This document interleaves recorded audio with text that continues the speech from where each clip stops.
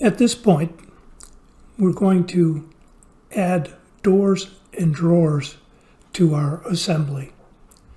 To do that, you have to be at the assembly level and just click the door icon. The door will come, like all things in SketchList, into the point of origin. So the bottom left, set the height of the door.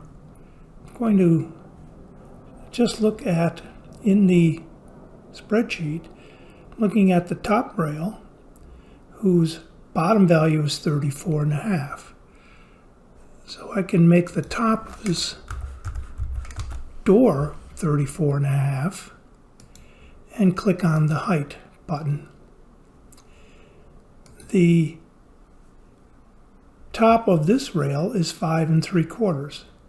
So I can go into the bottom of the drawer and enter 5 3/4 and again modify the height. I could have done that both in the same step. I noticed that the left style has a right value of 1.5. I can pull that up to make some more room. So this will be 1.5. Just moving it over. And if I look at this style, its left value is 34.5. So if I type in 34.5 there, and want to change the door width. So the door is set into the assembly, and if I wanted to, say I wanted to cut that door in half, what I can do, select the door, go into the assembly and multiply that times 0.5 from the right. So that's a good way to equally do doors. To check my door width, I'm going to do a clone. I can either do, in this case, a clone and mirror or a clone in space. So if I do a clone and mirror, I see that the right of this is 18, the left of that is 18, and I know I have symmetrical doors. To actually fill out the door, go to the door, select it, go to the door level, and this is just a repetition of what we saw in the first two videos. This will be panel, pick a material.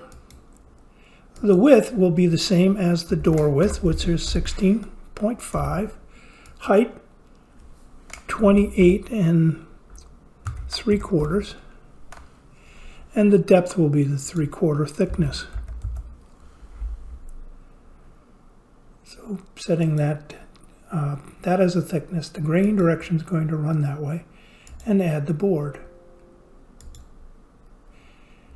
The message there, the new board form checked, and of course that doesn't fit on that piece of lumber, so I'll just change that.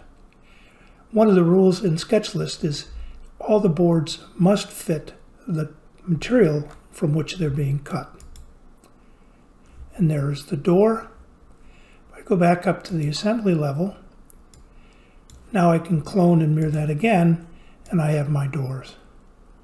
At this point, what you might do is you might save that to the library. You would have a nice library assembly with two doors. I'm going to delete this door. So I've deleted the door, and I'm going to put in a drawer. It is exactly the same process. Click on the drawer icon, and now I can look at the size of the door.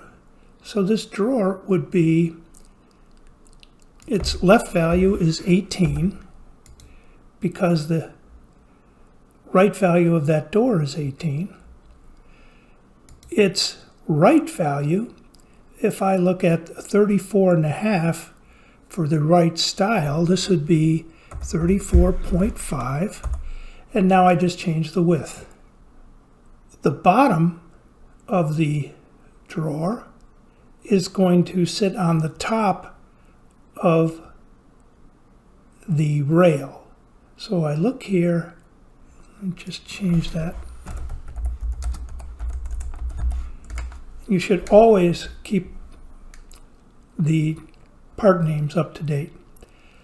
So the bottom of the drawer is going to be on the top of this bottom rail, or 5 3/4.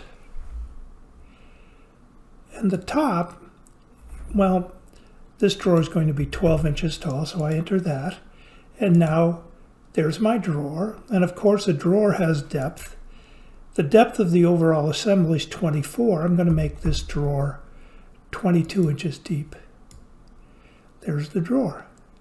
Filling out the drawer is the same set of steps you used to make the cabinet. Go to the drawer level and enter your boards. Name, material, width is going to be the width of the drawer, 16.5, which I see on the spreadsheet. The height will be 12, and the depth is 3/4, which is the thickness of the material. So that's thickness, grains running width. So the height, I really wanted to be 12, so I just modify that. And I can proceed through, put in the sides, same material. Now the width of the side is 3/4. The height will be, for example, 6. And the depth, I'm not thinking too much about now. I'm going to say it's 20. That's the thickness. The grain direction is going to run that way. And there's my sideboard. Now I locate this the same as I located boards in other videos. I take this blue dot, right-click it, and copy. This blue dot, right-click, and paste. Except here I want to put some room for a drawer slide, so I just enter 0.5, and I might want to have a little clearance off the bottom, so I'd say again 0.5, and there it is. Take that drawer and clone and mirror it. Now I can take this board, clone it, push it all the way from the front to the back, and I'll just adjust some sizing and spacing. So the bottom of this will be 0.5, changing the height. The top of this will be the same as the top of that, which is 6.5. So this is 6.5, again changing the height. The back of that is 22. Right-click that, make it 22, just like that. Take that, delete it. Again, clone and mirror this board. Now a little work to be done in fitting in that back board. Just noticing the right here is 1 1/4, so the left is going to be 1 1/4, changing the width. Notice that the left here is 15 1/4. The right will be 15 1/4. Again, changing the width. And there's your drawer. Put in the bottom of the drawer. I'm going to use a 1/4 inch material. So the width will be, say, just going to say 12 by 12. The height is 1/4 inch, which is the thickness. And the grain's going to run along the depth. If I want, I can look at the sides, say the right of the side is 1 1/4, so this would be 1 1/4. And from the bottom, say it'll be 1 inch, like that.